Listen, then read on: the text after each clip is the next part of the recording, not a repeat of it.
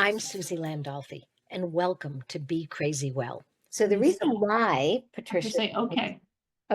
so the reason why I start the recording without this big fanfare of introduction is because that's not how people, like if you're sitting with a friend at home, you don't go, and now Patricia is sitting with Suzi Landolfi and we're having a cup of coffee. We don't do that, right? Like we just start talking. Please call me Pat. Pat. That's what I go by. That's what I go by. It's Pat Roos. So That's when what I you were go a by. little girl, so this begs the question, when you were a little girl, was Patricia only used when you were in trouble? Oh, that probably sounds right. Actually, everybody called me Patty, but I am very tall. I'm 5'8.5", and I don't go by Patty anymore. I just don't fit the Patty description. But my mother still calls me Patty. One of my sisters still calls me Patty, but I say, stop, I'm not a Patty. So you just brought up something that's so important as parents. We don't think about it when we name our children. Yeah. So in the native culture, the child is named once the child starts to look like, be like, shows something about their character, their way of being, their Mm. love of life, their special gifts. We are named and then we are nicknamed. Ah, And one of the things I always do as a therapist is because, or a mental health coach, I actually do more of that now, is when I meet a child or an adult child, because we've all been children, we're I all ask adult them, children. yeah, I ask them, what do they want to be called? Yeah. I don't let somebody else tell me. I don't let the parent tell me. I don't Mm-hmm. do any of that. Mm-hmm. I say to the child, what do you want to be called? What do you like? Yeah. If they I say, like that. oh, it doesn't matter. And I go, well, it might matter. Yeah. Maybe no one's ever asked you, right? Yeah. Yeah. So, like you just said such a great thing. You said, Patty is kind of like a little girl, and they're small and petite. Like you've got a whole picture of Patties. And Or then no, picture, haven't you known older Patties? Patties who are like, cheerleader types but and that's not what you said. You said, no. I'm tall. Yeah. I'm 5'8". Right. Am more sophisticated than Patty. And I love that. You are describing who you are and how you want to be identified. Exactly. I think Exactly. that's a great thing. I wish more people did that. Mm-hmm. Right? We get all upset with pronouns and all of it. Like someone can't Right. decide what pronoun they are, and everybody gets Yeah. upset. Right? It's like ridiculous. Let people No, decide. I know. To me, I am Pat, and that's what I feel most comfortable with, and That, that's what I've been for years. So and I always that's tell people, please call me Pat. yeah. And isn't it funny that the people that say they love you the most know you've the longest, Yeah, don't follow your wishes? I know. Isn't That's that true. I fun? hadn't thought about it that way, but I don't correct them anymore because it doesn't, Yeah, it doesn't matter. If they want to call me Patty, they can call me Patty. right. And Yeah, and it's that also giving up this idea that we get to control yeah, anybody but ourselves, yeah, that's really true. even our children. So I'm Yeah, going to welcome you to Be Crazy Well, yeah. which you probably are. It seems so logical that when I named this Be Crazy Well, there was a lot of people that said, yeah, that probably describes me the best. Uh-huh. And if you're going to be a little crazy, do it well, Right, based on right. principles, right? Because none of us are perfect. Absolutely. So because you set up our interview so quickly, I didn't get a chance to do as much of a deep dive as I usually do. And so I looked at your podcast page and I'm thinking, what is this? What kind of podcast is this? And it looks something about veterans and something about players. And Mhm. so I figured you would let me know. I will let you know. It's Yeah. for everybody. Yeah. And it is produced and put on the internet by a wonderful organization called Coming Home Well. And It Coming Home looks Well has great. many Yeah. podcasts, and it's specifically that organization specifically to help veterans and caregivers, families of veterans. I'm the Uh-huh. clinical director of another organization called Merging Vets and Players. So we put Mhm. veterans together with retired professional athletes because they each Oh, did something and then have to take the uniform off. So they have to decide who they're going to be next. And Yeah. they end up being a hybrid. They're not really civilian and they're not really in the military or in the sport anymore, Mm-hmm. for the most part. So there has been a lot of my work done around the veteran space, and Mm-hmm. I live in this world like everybody else, or at least similar to everybody else, maybe not like everybody else. And so the podcast really is for everybody.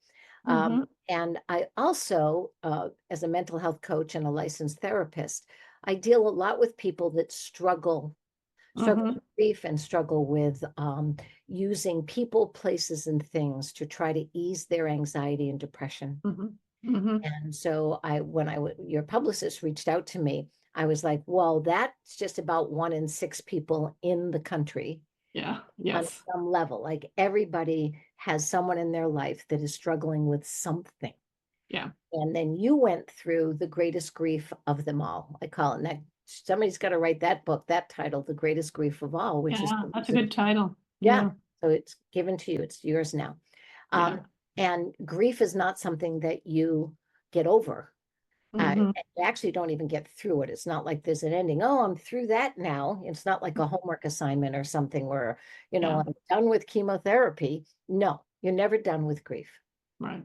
You just can't. It's not supposed to happen that way. And I want to share one other thing with you before I ask your story. One of the things that happened for me was when I started to work with veterans, I helped create a curriculum, a program at a retreat called Warrior Path, and it was based on post-traumatic growth. Dr. Mm-hmm. Perry calls it post-traumatic wisdom. Mm-hmm. Post-traumatic growth was actually coined, the term was coined when two therapists, two clinicians, two psychologists actually, who were working at UNC Charlotte, went to a support group for parents who had lost a child. Mm-hmm. Now, they didn't want to go because they said to their supervisor, we don't know anything about losing a child. We can't help. And they said, you're not supposed to help. You're supposed to sit there and listen. It's a Yeah. support group of people. Yes. Good point. Good point. Yeah. They came back and said, okay, we just heard the worst grief we've ever heard in our whole lives. Mm-hmm. And Yeah. I say but unless I'm talking about someone's butt. And we heard things that were about growth and about how much it had changed them in some ways that made them a better parent for the surviving children, made them a better human being, made them a better spouse, sibling, whatever it was.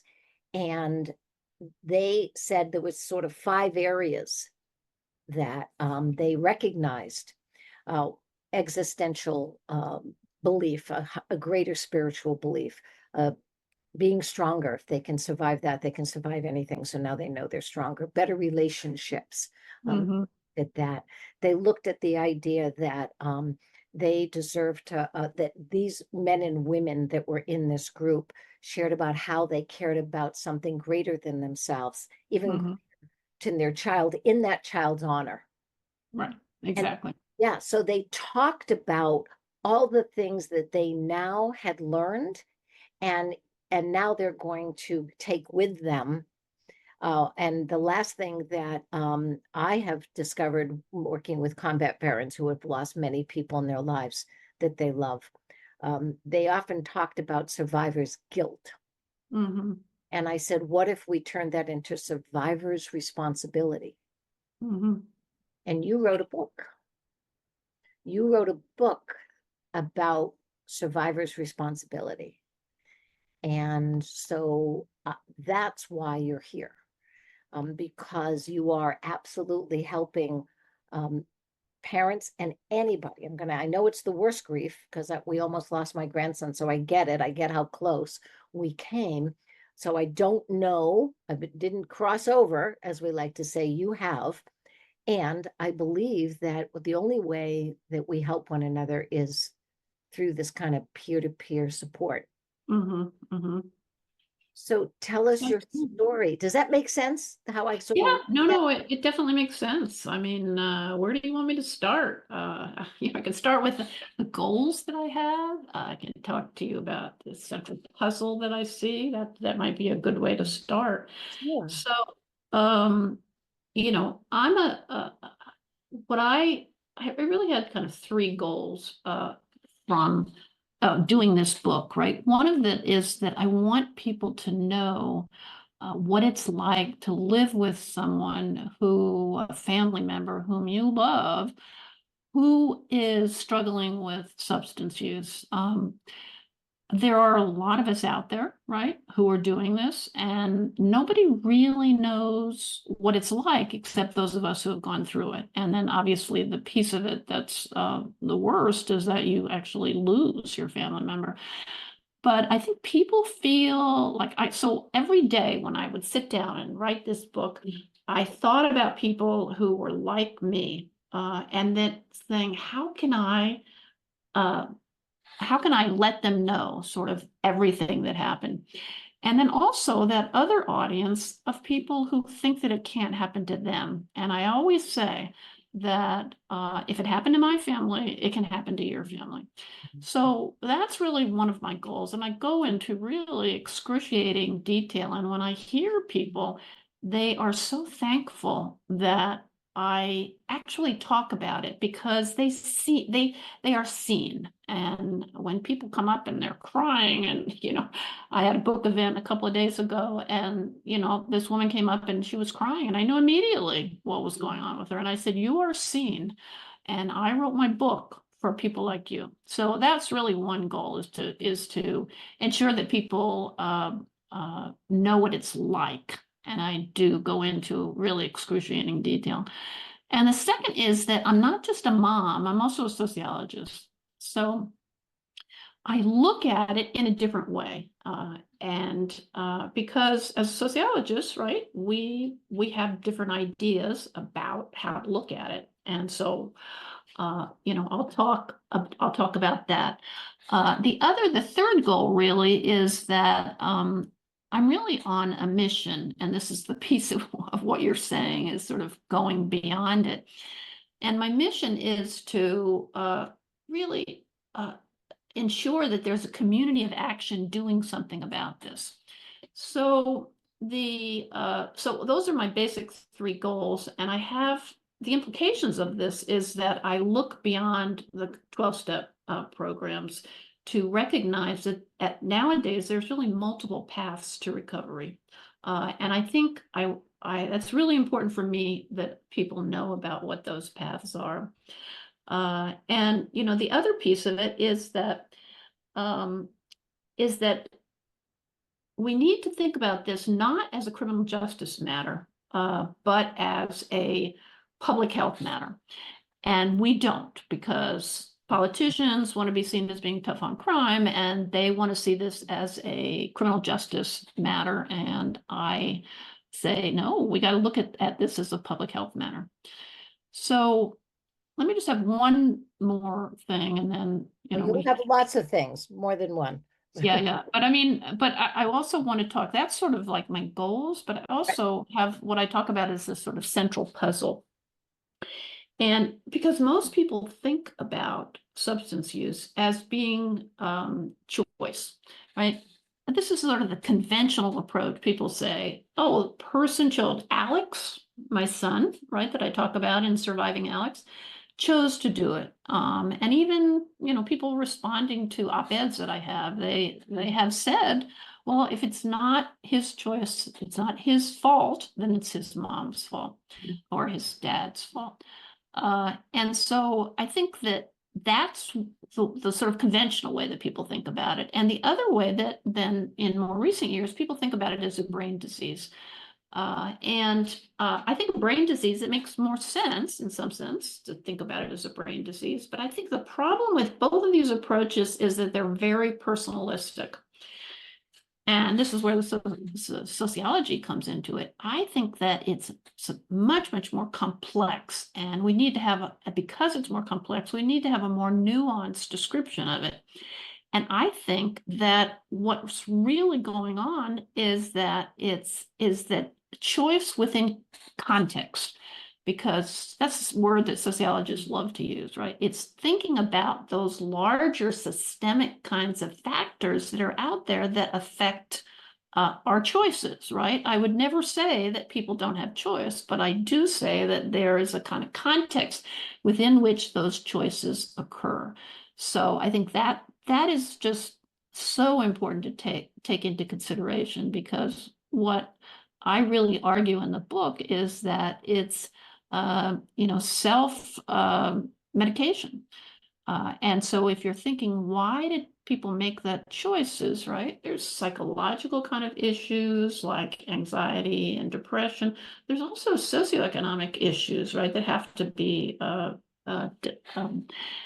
discussed. Things like poverty, things like unemployment, racism, right? These are things that these larger systemic factors are incarceration, right, is another one. These are larger systemic factors that really affect the choices that we made. So that's kind of the sociological piece that I want people to think about, because to call it a choice is just really a misunderstanding of what's really going on It's in too people's lives. simplistic. It's too simplistic, and it doesn't take in all the aspects you just talked about. So for me, it's all of the above. It's like Yeah, saying that my toe hurts and there's yeah, something wrong with my toe when it's a systemic infection all the way from my shoulder. yeah. Because the shoulder affects how I Good. walk, which Yeah. how, what I'm eating, what I'm doing, how I'm not showering, whatever it is. You're Hmm. right. So it's this whole idea that we've become so specialized, we're always looking for one reason. Yeah. One reason. It's not just your body in that case. It's also, are you unhoused, right? Are you living in a house that could affect? Are you living outside, and therefore that infection you could be getting because you don't have a house to live in, right? Absolutely right. Right. And everything affects everything. So Yeah. what I loved was so many people want to find that one reason. This is the answer. Yeah. That this is and it's unfortunate that it comes from diagnosis. Yeah. It comes from that DSM that I've burned a couple of Yes. times. Um, Throw out that book. yeah, throwing it out because it's always saying what's wrong with you, not what happened to you. Yeah. So as a Yeah. I saw that sociologist, phrase. That's a nice phrase. yeah, Yeah. so what so like even for Alex, and what I didn't share with you that my brother died of an overdose. Oh, okay. So you understand. Yeah, and I sure do because it was from his childhood, almost Yeah. pre-birth. Let's talk about historical trauma and family generational trauma, all the way up to the time that he took that pill, those Hmm. pills that night. Yeah. All the success he had in his life and all the struggle he had in his life. That's the other problem. When someone dies of an overdose or dies when they're trying to find a solution, because that's what Hmm. drug is, it's a solution for them at the time. Exactly. Um, we don't talk about how successful they were in other areas of their life. That irritates I the do in shit my out of me. book. Yeah, In it my irritates book. the shit out of me, Yeah. right? Yeah, Yeah. because so now we're only looking at one aspect of the human being as Right. well, right? Right. We're not looking at the context and the whole person. So going back to Patricia versus Pat, right? You're Patricia, you're Pat, you're Patty, you're all of the above. You've been, Hmm. I'm Susie, I'm Suzanne, I'm my nickname Sam. I'm all of it. Yeah. At some time, I'm all of it.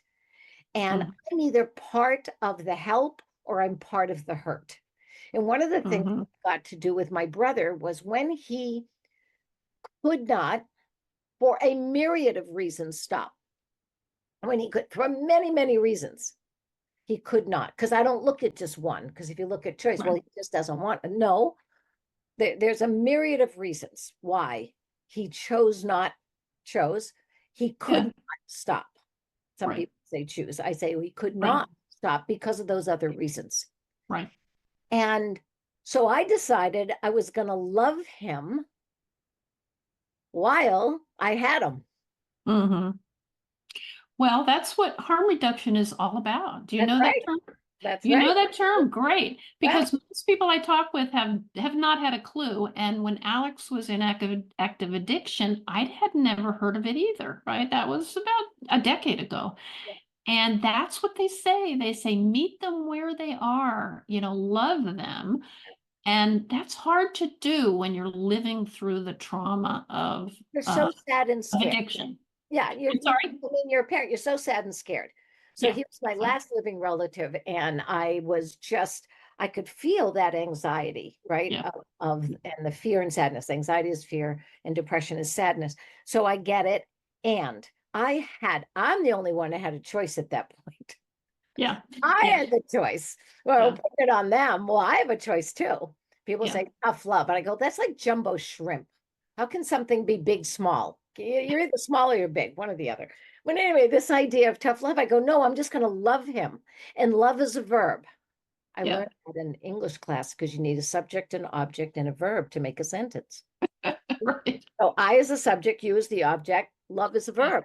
So that Right. meant I had choices of actions I could take Mm-hmm. that Mm-hmm. I could live with.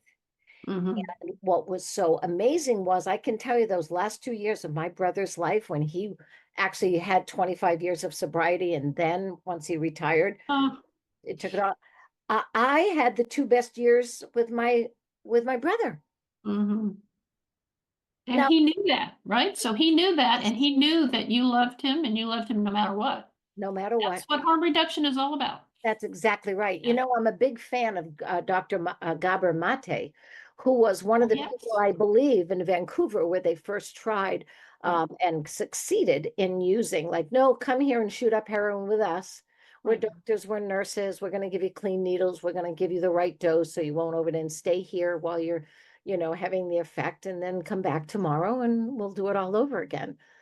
Yeah, And his book, I haven't read his newest book. He does have a new book, but his sort of the main book, I can't remember the name of it right now, but was amazing. And I kind of used it as a guide to how you talk about the trauma, how you talk about the life, because people shy away it's from dealing about from even addressing it, because for them, if they believe it's choice, then there's certain kinds of it simplifies it, right? Because it well, says, let them off the hook too. well, exactly, because but what do you do, right? If you really believe that it's choice, then you say, okay, throw the person in jail and shun the family, right? Because out of sight, out of mind, right? If we don't have to look at it, right? And I'm saying is that look at it. This is Alex, right? This could be your kid. This could be your brother. And I think it's so important to recognize that it could happen to any family. And then it makes Does. you think, right? And it does happen. I mean, 110,000 people have died in the past year. I mean, that is huge, a huge number of people. And, people are, I think people recognize that, but they just don't want to deal with it. I don't Yeah. want to deal I think it's this idea of judgment, this idea of pain. Like they're almost using that choice as a way for them to not have to feel the depth of their part, their hurt, their fear and sadness, much way that someone's using a drug to not Yeah, feel their pain. So right. it's kind of Yeah. like, okay, I'm just going to do what you're doing, but I'm going to do it from judgment. I'm going Yeah. to do it from self-righteous. And it's called the Realm of the Hungry Ghost was the first book that Gabor Yes, yes, wrote. yes, yes. Yeah. Yeah. The new one is The Myth of Normal, which I just love because that's true. Yeah. As well, I haven't found normal yet.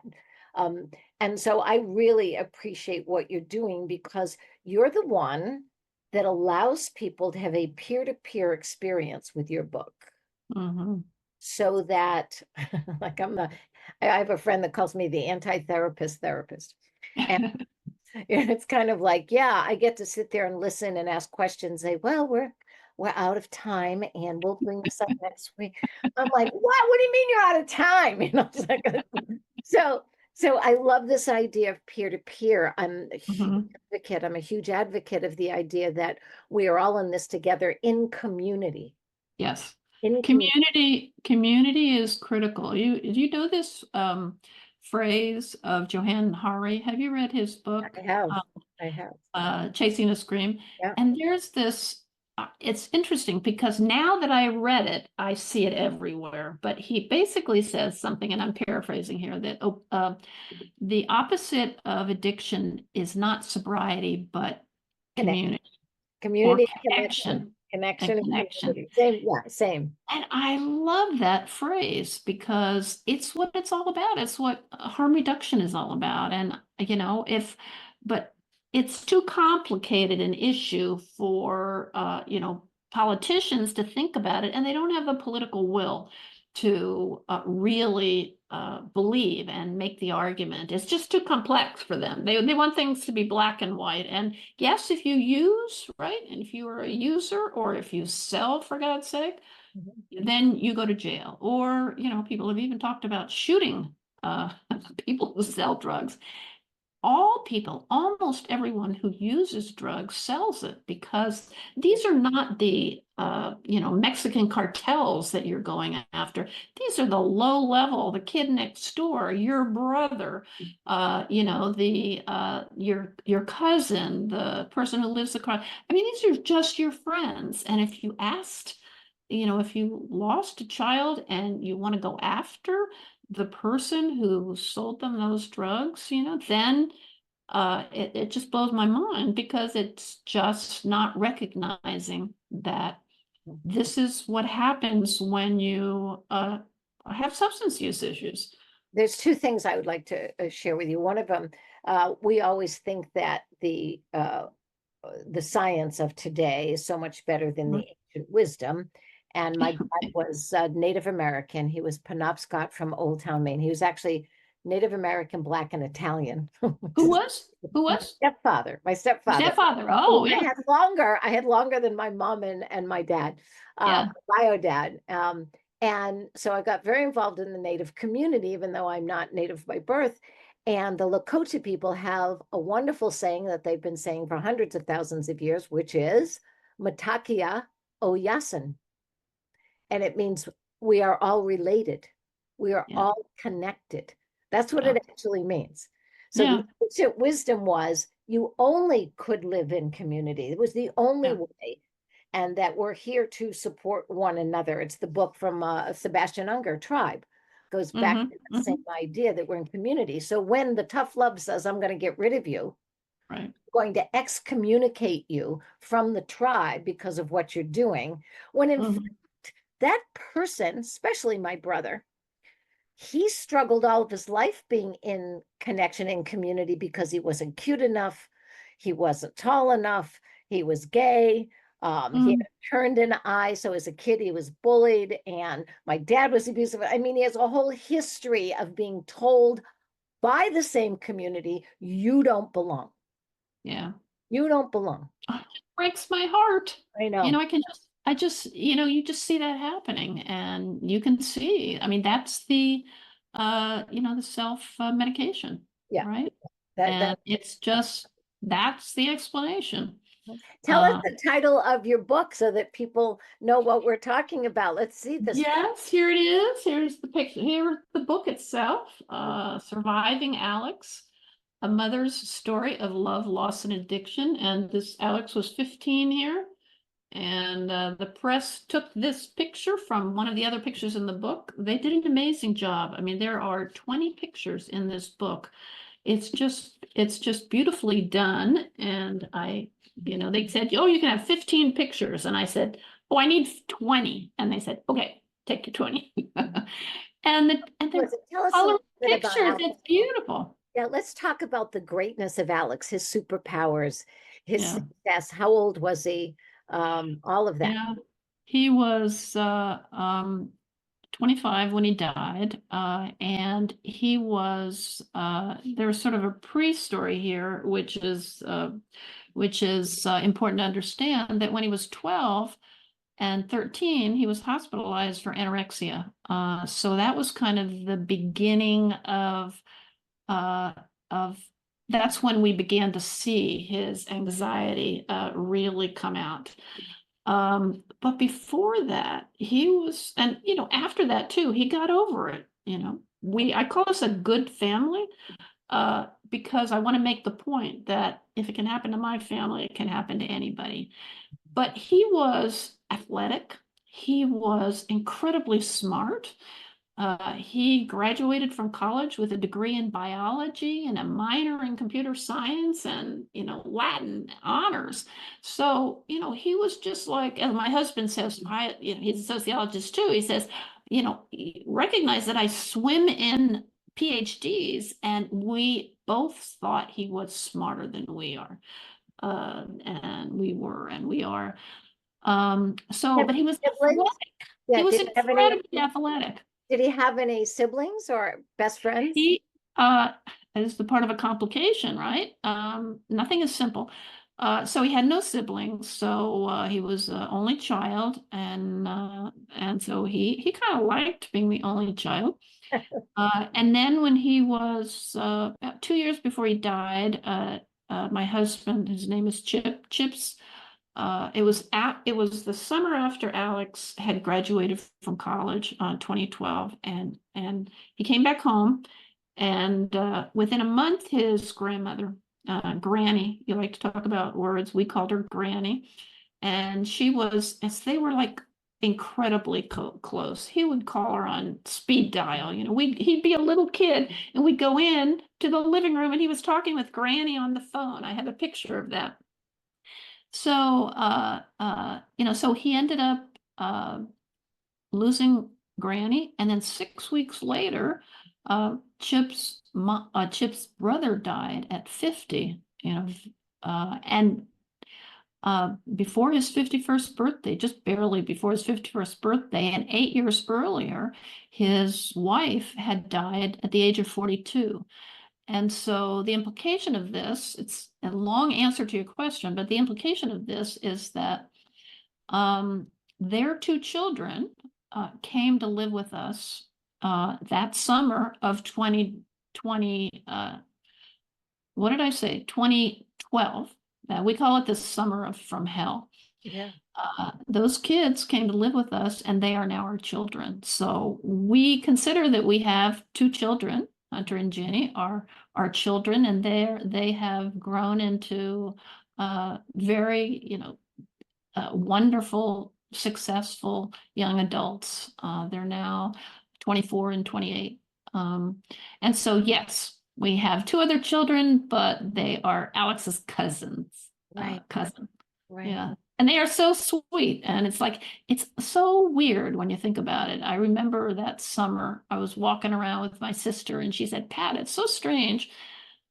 So I don't even know the right word, that you lost your son and then you gained two additional children. And so it's like, I don't know, just a wonderful kind of thing. That piece of it is a wonderful kind of thing that happened to us, that we now have two other children that we didn't have before. Right. Right.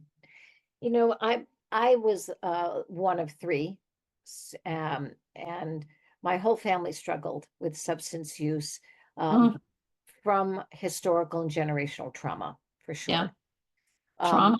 Yeah, The worst. Yeah. that's right. And as Dr. Gaba Mate talks about, is that Yes. I didn't know anything about only children Mm-hmm. until I had one.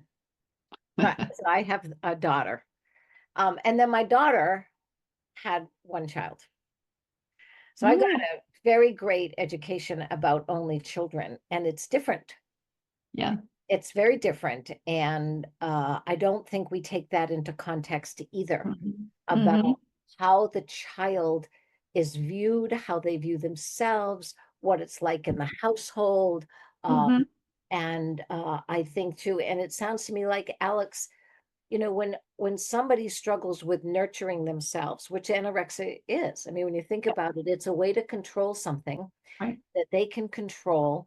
And it's also an ambivalence about nurturing yourself. Yeah. Yeah. So when you restrict something that is there for you to help grow and survive and thrive, Mm-hmm. it says something about your ambivalence about how you view yourself, how you view Mm-hmm. the world. And I don't think we look at it that way. We don't look at that aspect of how many of us come into this world, um, always not being able to see everything about ourselves or be able to navigate everything on the same level. Mhm. Just much like I'm never going to be 5'8" like you are. I'm shrinking, actually. My view of I'm the sure world, I am too. yeah, my view of the I call world, myself 5'8.5", but I right, think I'm really 5'8" now. right. There's certain things I just cannot do. I don't have the capacity and the ability to Yeah. do certain things like dunk a basketball. Yeah. And so don't ask me. What's also, we don't think about the emotional makeup of people. I truly believe in nurture. I also believe in some of what we would call nature and what we're given. My Yeah. grandson at 5 years old got leukemia. He wasn't rolling around in Roundup, the weed killer that we now know causes Right. that. Never had it in our family. He got it twice. And so there are things that happen within our constitution, Yeah. right? So you talked about brain, heart. We have a bit of a brain in our heart. We have a bit of a brain in our stomach. Mm-hmm. It seems to me that Alex was an old soul because he loved Granny. This Yeah. was a child that already was talking to somebody who was 70 or 80, like he was 70 or 80. Mm-hmm. It's almost like he lived his full life Mm-hmm. a shorter period of time. Now, I'm not saying that's necessarily true or that you would ever want to necessarily see it that way. I'm just saying that it is my experience that we are all different within the context. Mm-hmm. This young man had lost a lot in a short period of time that was important to him. Mm-hmm. It was important to him. You mean Alex? You're talking about Alex, yeah. Alex, yeah. And Yeah, then yeah. he had to change his whole life in being and have other kids, even if he liked them, even if Mm-hmm. he loved his cousins. It was a lot, maybe for his constitution, Mm-hmm. his physical, emotional, intellectual, and spiritual constitution. So when He you says that. He says that. I mean, I have access to all of. I did two things as sort of sociology in me. In the sociologist in me is I interviewed anybody who would speak to me, right? And I also had a lot of things that he wrote, and I became his medical heir, which gave me access to every resident that he was in. So that's hospitals, psychiatric hospitals, that's detoxes, that's rehabs. I had incredible amounts of data, right? right. And a lot of I had a lot of stuff that Alex wrote, and he talked about some of those things that you just mentioned. So. Yeah, He when talked about the difficulty of having, of being the seeing himself as being the older brother. So, it can be too much for some yeah, people. yeah. There's certain things I can't carry anymore. If I Mhm, crumble under lifting something heavy, no one ever says anything, like, oh, I'm so sorry. If I crumble under too much emotional weight, mhm, me and my constitution, my nature, my nurture, the society I live in, the time I live in, all of that. Why is that no difference? It seems mhm, to be that my brother and Alex did the best they could mhm. with what they had Right, right. at the time. See, I think you're part sociologist there. I do too. I'm a huge, well, my first, I should say, when I was getting my master's in psychology, I got a minor in community psychology Oh, okay. because That should get the same thing, right? it makes the same thing. So I just want to tell you, my brother was the manager of the perfume and cosmetic department of Henry Bendel's in New York City. Wow, So wow, this kind of that's huge. ugly duckling kid, which is what we'd call those kids. He had a turned in eye, he had to wear a patch and all of that. And he was, not considered that handsome growing up. He was kind of chubby. And so, there was moments of being bullied. He turned into quite the swan. He Ah, was so smart. He had 40 staff. They all loved him. He did his best. Like I said, he was gay. He was HIV positive when he died. He had a husband. kept him longer than I could keep mine.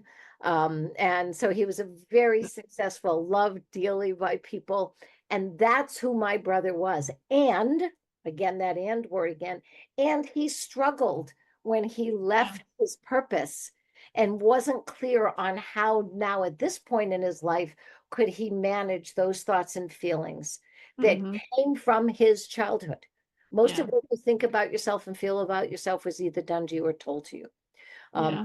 And we can do the best we can do as parents, and we won't be perfect. And we can do the best we can do as parents. And there's still a path that every child must take on their own. And we can't do everything. We can't be everything. It's not what's supposed to happen. Yeah.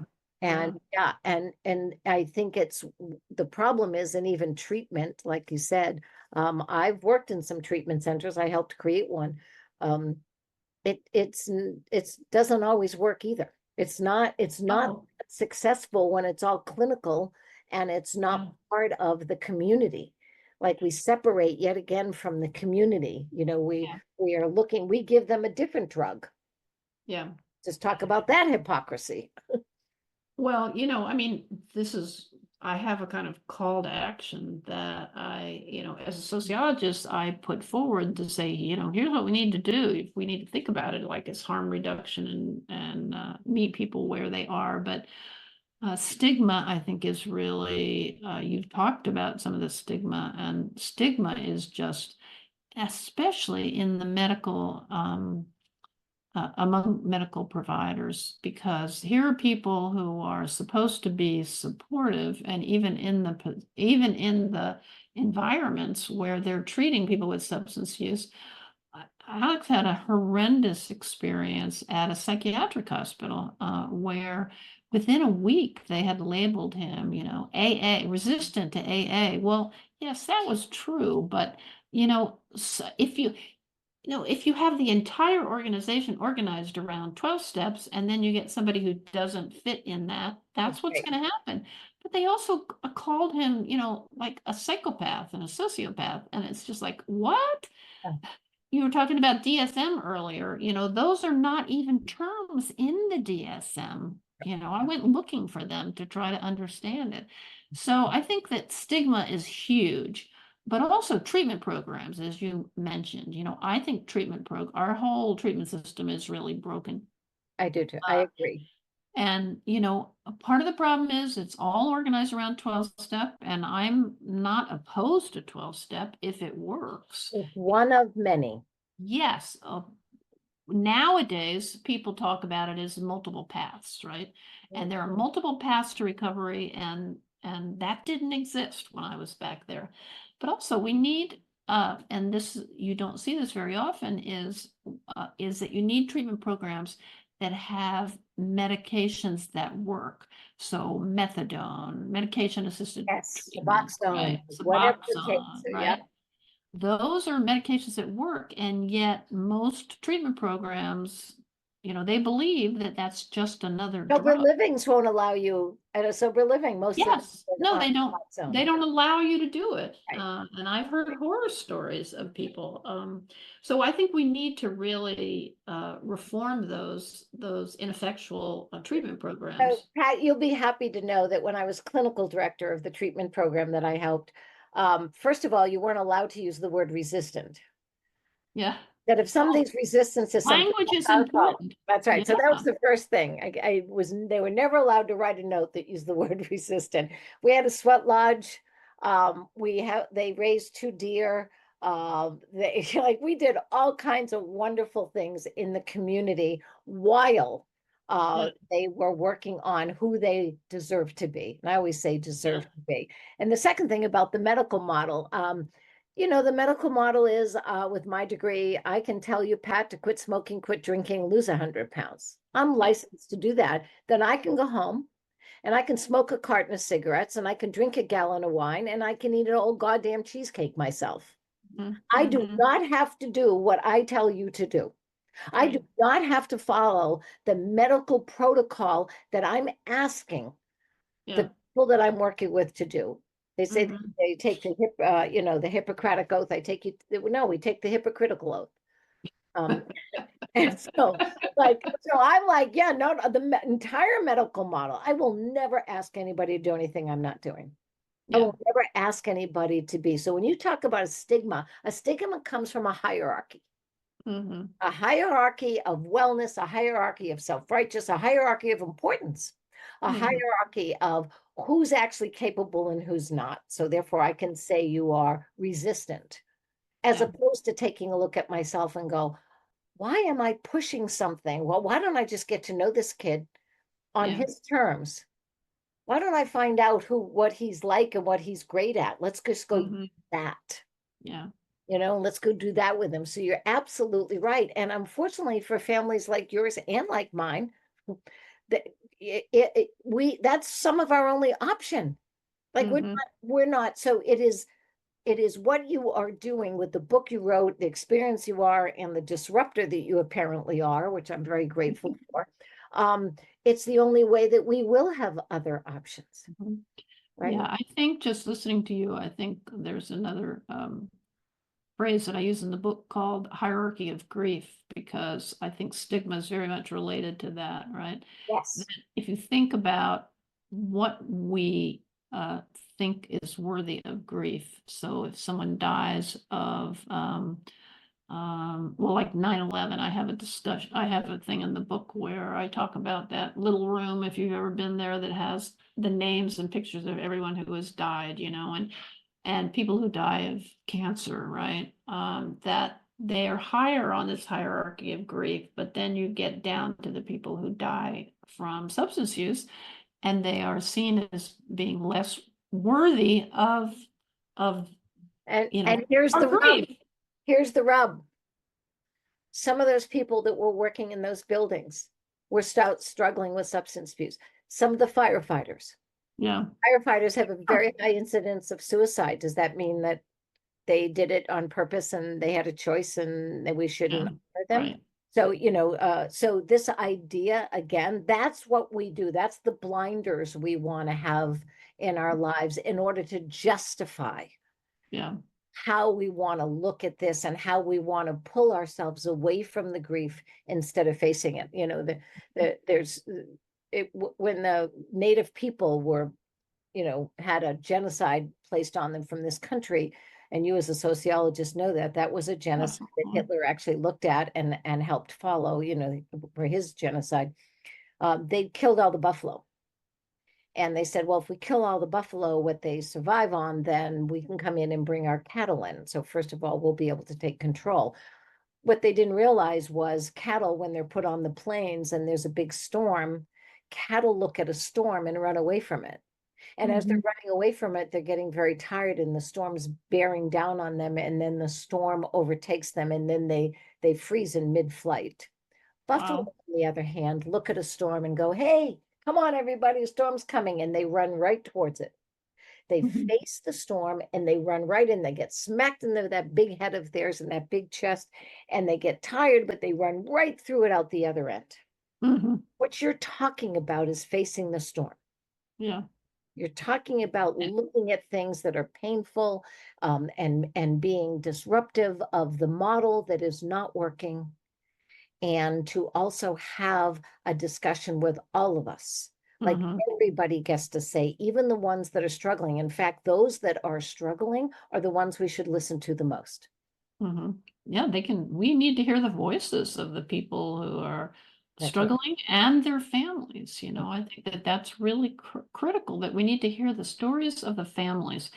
And so, I hope that my book is something that can make a difference, not only to people who have suffered with this and had their own trauma, but also people who are politicians or people who can really make a difference, because I just think the numbers of people dying are just absolutely horrendous, and it's affecting so many people. And so, it's like talking with you, it affected you.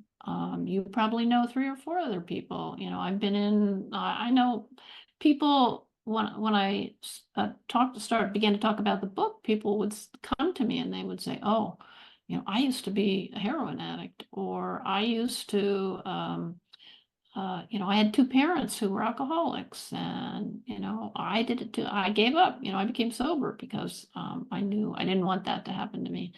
So, there's so many of us out there. And so I wrote the book, right, for the people but I also wrote it to honor Alex, right? Because just like you said, your brother, this was one piece of your brother, but he was so much more than that. And that's what I want, is it to me, I don't want Alex just to be another 2015 statistics, right? Heroin, Mhm. died, but I want people to know who he was and what an amazing young man that he was. And I wanted a society. I have a final chapter in the epilogue where I talk about, I do what historians call a counterfactual. I said, what if we had lived in a compassionate harm reduction world, as opposed to the punishing criminal justice approach that we lived in? I think Alex could, I mean, maybe he wouldn't have survived, but it would have given him more time. And that's what I really believe in, that I wanted to be able to give him more time so that he would get to the point where he would age out. Lots of people age out of substance use. It sounds like your brother did not age out. And so not everybody does. But then you think, okay, let's look at the factors that are leading him to self-medicate, Yeah. right? Yeah. To try to do something about it from that angle. And, if it fails and you lose your loved one, then you want people to know who he was, and what a wonderful person that he was. And so, that's why I wrote. And once I started writing, it was so easy to write. It just poured out of me. Yeah. Yeah. And because I was writing something from the heart, I think, as opposed to trying to do, the kind of academic sociology, which I loved.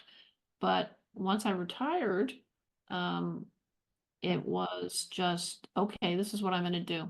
I'm going to honor Alex. I'm going to write a book about him. And, now I'm talking with wonderful people like you about him, who will spread his name far and wide. That's Uh, right. so He's I encourage you to read it I and will. really I found you so encourage. quickly. I haven't read it yet, and that's okay Yeah, because no. still I can be one of the many that listen to this podcast. Yes, Go out and get the book, Surviving Alex yes, by Pat Roos.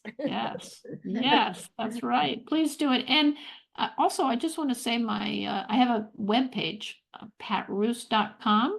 Okay. And I encourage everybody to take a look at it, and especially if any of your listeners have issues with substance use, I have a resources page that both in the book, but also on the web page, that tell people where to go, and there are resources out there that just didn't exist when I was going through this.